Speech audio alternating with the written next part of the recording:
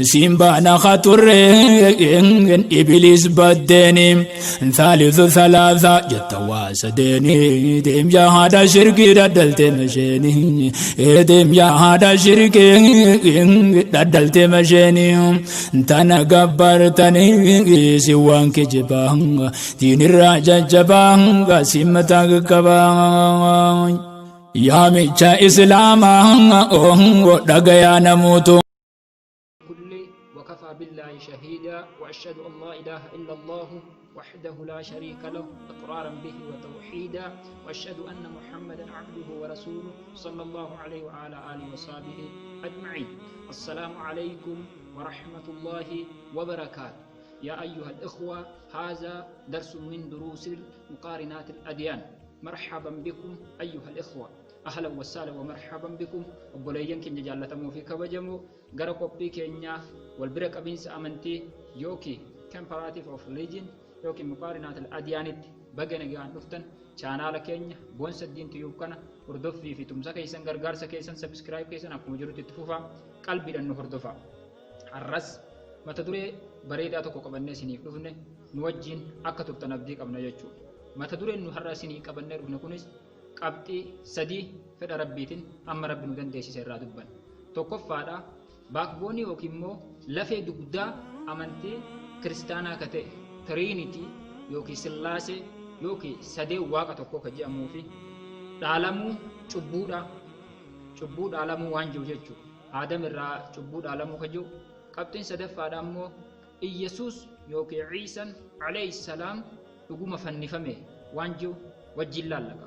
Tole qabxii keenya isa duraa yookiin immoo tiriinitii yookiin sillaasee taasifamuu jechuudha.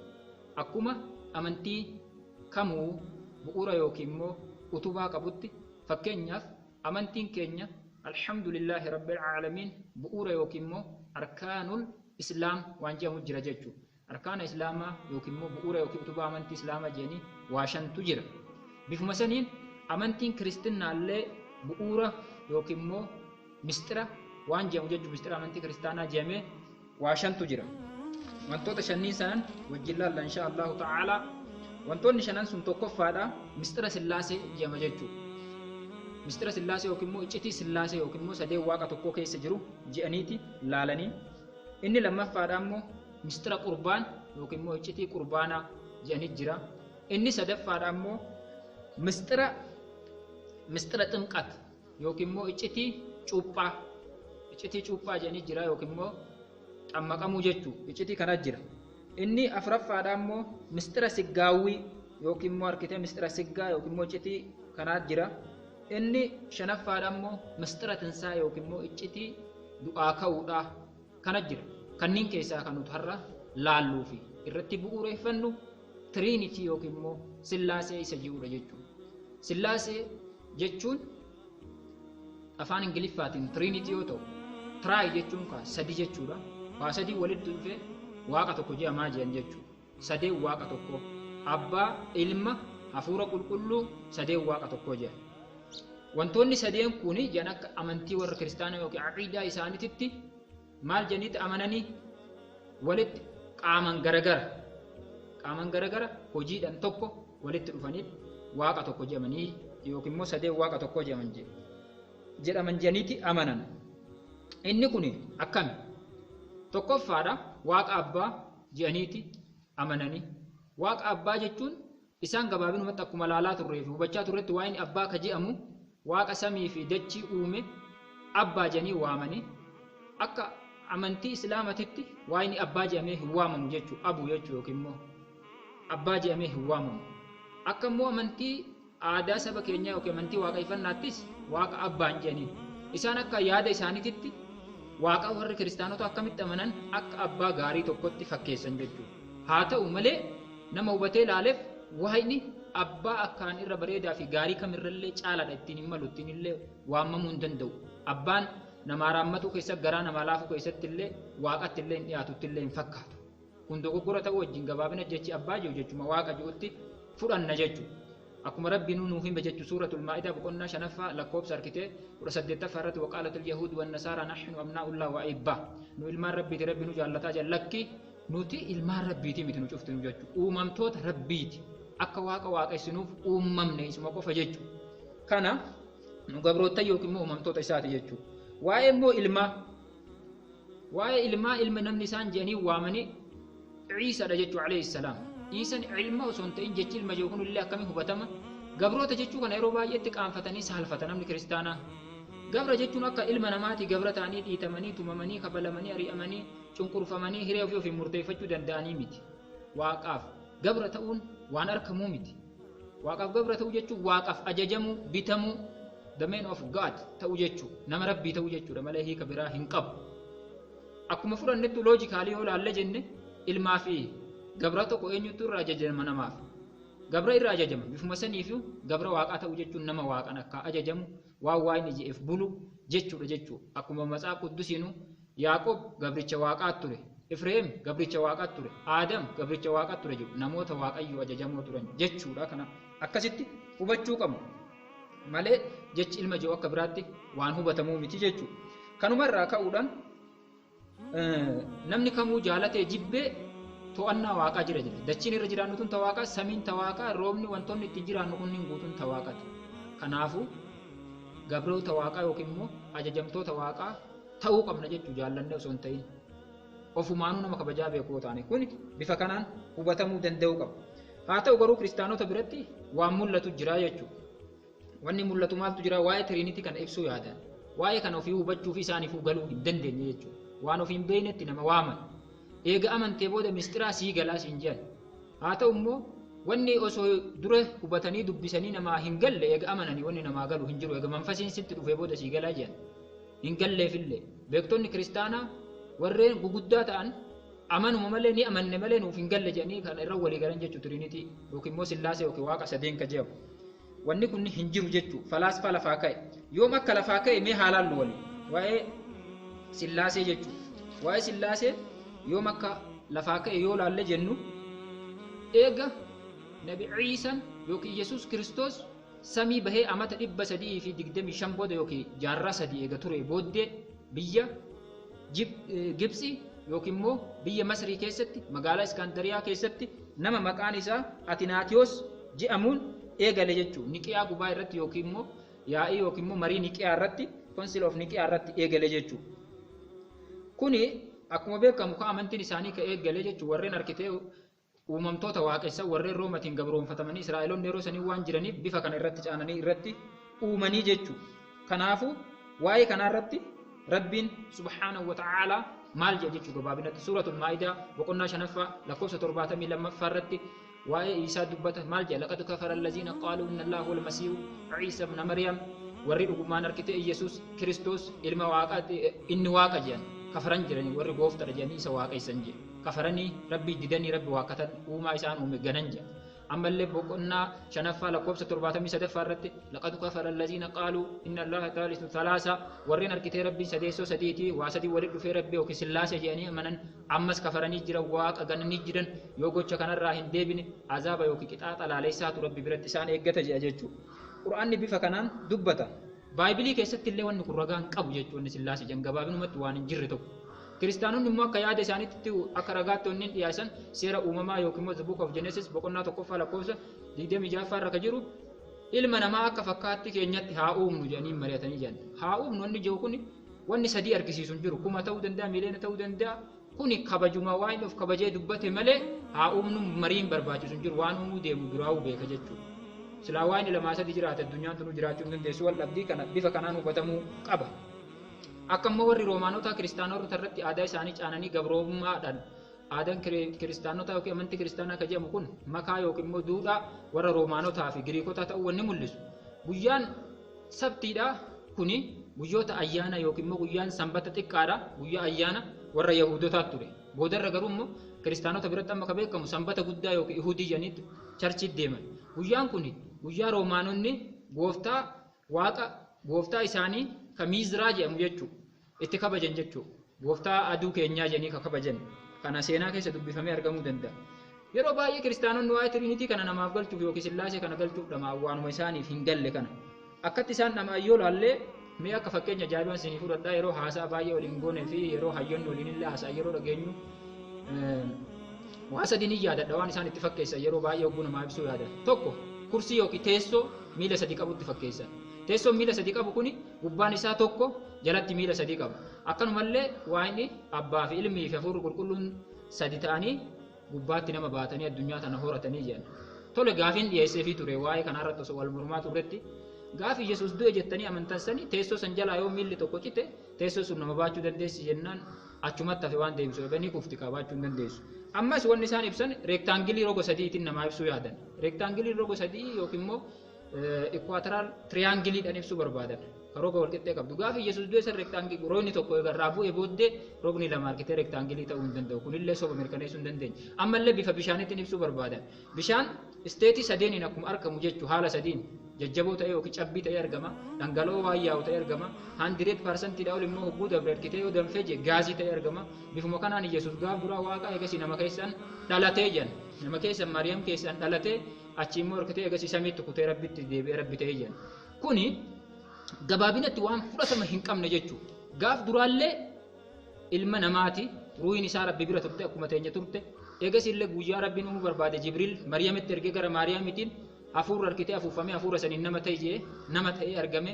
Eegasii illee kasamii bahee makrii yookiin immoo badii itti yaadu Yahudotaa jala fedha rabbiitiin ciisuma jechuudha. Akkuma wangeela Yohaannis boqonnaa 3:13 irratti inni samii bahee sun namuma asirra jiraatee ture akkuma jiru jechuudha.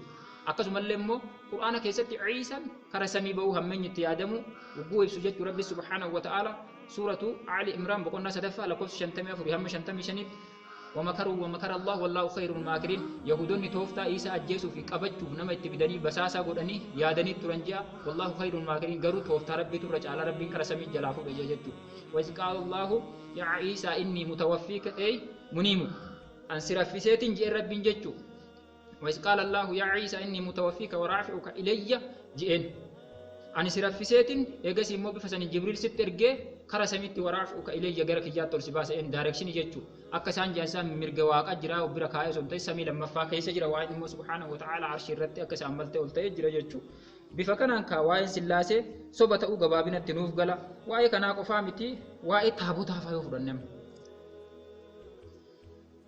واي تابوتها وانتوتا غرغرا كريستيانون جيجسني في واقع إسان كنا بوتوسا أسو أننتي كتابني هر كيساني جرو نفعل سجدت فالله كتابة ديمو جرن فالله كتابة ديمو جتو نمو هوا لبو يوكي فدي لبو يردفو فدي لبو تنمو نمي كرا ربي تنغو كرا ربين نغبرا نامبولا أنا واقع ساجي واقع سينمالي أكا لبو تنيان فينت أكنا تقرو أبنا في نتو جتو كنافو واقع فكين يفتابو تارت يو كلالة تاتو جتو دا يو لالة جنو جتو كتاب الكتير راجتشا يوكي مو مچافا إرمياس راجتشا بقرنا قرآن لكوسة تقو هم قرآن شريط يو لالو جتو wantoota taabota harkaan tolfamanii yeroo kaan immoo mormarra fannifatanii yeroo kaan immoo isuma cabsanii manaan jaarratanii yeroo kaan bobeeffatanii waan kana fakkaatuu fi wantoota harkaan tolfaman guutu akka waaqessine akka wanti hin goone nu ajaja jechuudha. Ammallee immoo ammaalaajii waan jedhamu jira. Ammaalaajii jechuun harkitee warra waaqatti nama dhiyeessan takka immoo alwasaayiq jedhama jechuu afaan arabaatiin. Wasaayixoota yookiin immoo karaa rabbiin nama dhiyeessan jedhanii kunillee waan akka faayidaa hin qabne rabbiin qofitti namni yoo isatti amanee jee gabrichaaf yookiin immoo uumamaa isaatiif rabbi gidduu akka homaan jirre banaa ta'uu nu barsiisa jechuu akka soba ta'e. Ammallee saadiqaa waan jedhamu jira qulqulloota jedhanii warri kiristaanaa yookiin yoo badii wayii dalagan yoo fakkeenyaaf ableen isaanii yoo baktii qalxiqeensi nagatti wanti jedhutti waan takkaan fayyadaman dhiqanii fayyadamuu hin danda'an waan garagaraa yoo badii akka zinaa waan garagaraa dalagan qeessicha bira fidanii tikeetii muratanii ganaa bishaan keessa cuuphee ol baasa waan hedduu jira ka waan kanneen akka soba ta'e jechuudha kaa'u akka awliyoota jennee awliyoota dhugaa osoo ta'in namoonni musliimaa tokko tokko illee dhama'anii rakkatanii ni xawaafe jedhan bifuma kana fakkaata jechuudha kunniin guutuun akka soba ta'e matsaaf quddusiin nu dubbataa jechuudha bifuma kana akka gabaabinatti nama rabbiin maal isaan laala wanni nuti beekuu qabnu jechuudha rabbiin wanni gabaabinatti waa'ee namaa laalu dhala namaa kamuu ilma wanni jedhamtu tun hin jirtu tokko ilma rabbii ta'e tokko gabra ta'uu hin jirtu cufni keenya uumamtoota rabbiiti gabroota rabbiiti waaqessitoota akka isa gabbarruuf uumamni akka isa waaqessinuuf isa qofa jechuudha waa'ee kanaa rabbiin maaliidhaan nama madaalaa beeyna nuti akka islaamatti dhalaa ta'uu keetiin dhiira ta'uu keetiin oromoo taatee dhalachuudha amaara araba kanaan adii gurraacha diimaa osoo hin ta'in wanni rabbiin madaaluun madaala hangaa godhee jiru jechuudha dalagaa nuti dalagnuu fi qalbii keenya keessa amantii nuti qabnu hangana qofaan nu madaala jechuudha رسول ربي صلوات ربي السلام عليه يو واي كان نوهم جدودا مال جن نوهم إن الله لا ينظر إلى صوركم وأموالكم ربي نجرب وجهك كيسني كاترت أممتني هلال وأموالكم قبين يهرك كيسنجرو هلال ولكن ينظر قرو نلالا نت إن تلجتشو إلى أعمالكم قرار كتير دلقات يسني وقلوبكم قلبي تيسني لجتشو أو كما قال النبي صلى الله عليه وسلم أكسج أما الليس سورة قرآن كيستي بقولنا فرتمي سغلفا لكوس كل سدفا رتي يا أيها الناس إنا خلقناكم من ذكر وأنثى وجعلناكم شعوبا وقبائل لتعارفوا إن أكرمكم عند الله أتقاكم أكرج ربي سبحانه وتعالى إلمنا ما تشوفه تدام سدامه إسيا إلمنا موتا أني سنين أمي جراج ربي رفق بجنوت سن أمنا جرا دلا في إير الراس أمني ولد فين نهار كيسني فبا كيسني الرا إسن أمني سبا فيتن بك فيتن إدو فيتن دلدا وجعلناكم شعوبا سبا غونس أمني جي سبا وقبائل غصوت اللي إبدا يوكي غري غونس أمني جي كان أولين چالتني إن أكرمكم ربي برد چالا يوكي كبجمان كيسن صادقاني أولياء كان سني أكسيتي ولين چالتني ونسن بچوك أبدن إسن شفتنو نما چبوتي أكار كتير وان كيري دلائدني والچالتني كبجمان ربي برد نما ربي صدات يوكي وان ربي جي دلقو يوكي ربي أججمو أكتئ هما جچو واي قرآن نقبابنتي واي هم واي سلاسة كانت تكتيو وان أجايبا تقو واي يرو باي نا أجايبا تقو جر واقع سدي هم جانس لافر اللي نجرا بايبلي كيس إيسا فوتيو جتن كتابة إبروتا يوكيمو The Book of Hebrews بقولنا تربفا لكوبسة تقوم مساتير ريول على نما أجايبا تقو دبتا غرو نما تهندن دوان تقول نما ملك صادق جم جلقا بنقبو بودي هنقبو أبا هنقبو هذا هنقبو لبا يوك إلما واقع جميع جراتا جا إلمي سي يسوس قف اللي كنتان اسكيساني أرغن هنما كن يسوس الراج عليه أبان قبو يسوس أبان قبو دوغان هذا غروني قبو مريم كن هذا اللي قبو جا جل قبل اللي برا أمم برا كنان قبو بود اللي قبو كن ميا كما كتو كريستانو نوان ديبسا نسان تبكا ديبتا وندن دو كن نموني دوغالالو لالي كيسا كار حقات تسكفو قبو وإمو إيسا yeroo baay'ee kiristaanota yoo dhiyeessaniif mee akkamiin rabbi gooftaa ta'uu danda'am jedhaniin du'aa kaasee nama bal'aa fayyisee nama qophaa'aa qabu akkana godhee waan garagaraa taasifama.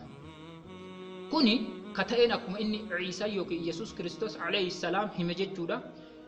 Kitaaba hojii ergamtootaa yookiin immoo The Book of Acts boqonnaa arkitee lammaffaa lakkoofsa 22 irratti waa'ee kana bal'inaan dubbata jechuudha. Maal jedha? Yaa ummata Israa'el wantootni isin gidduutti raajiin ani raawwachuu jiru kun kiyyaa miti kan kooti miti dandeettii waaqatiin raawwachaa jira jedha. Waa'ee kanarratti bifa kana dubbata jechuudha. Ammallee Maatiyos yookiin Wangeela Maatiyos boqonnaa 12 lakkoofsa 28 Wangeela Maarqos boqonnaa 6 lakkoofsa 5 hamma 6 akkasumallee Wangeela Luqaas boqonnaa 11 lakkoofsa 20 irratti akka hayyama rabbii qofaan raawwatu isarran beeynu waa'ee isaa ofii raawwatta jechuun hin dandeenyu ani raawwanne isa na ergetu na raawwachiise na dalaysiise fedhii kooti waan tokko ka raawwadhu hin qabu akkuma Wangeela Yohaannis boqonnaa 5 lakkoofsa 30 irratti hanga 30 takka himu jechuudha. Kun namiifuu ifaa fi ifa galaa ta'ee jeetiin amana jechuudha. Egaa waa'ee Iisaa gabaabinatti kana fakkaata jechuudha.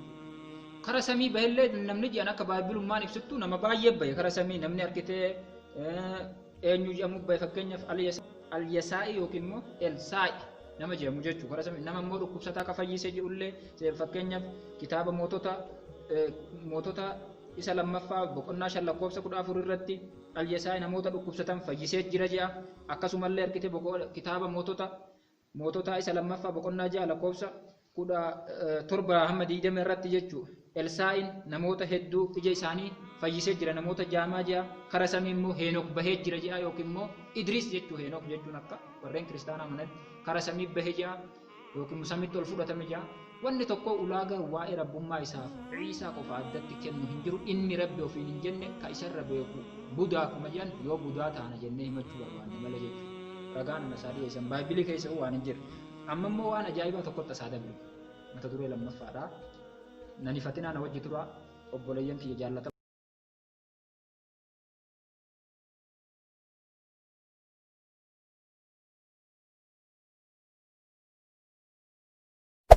Hey there. Subscribe to my channel. And also press this bell icon.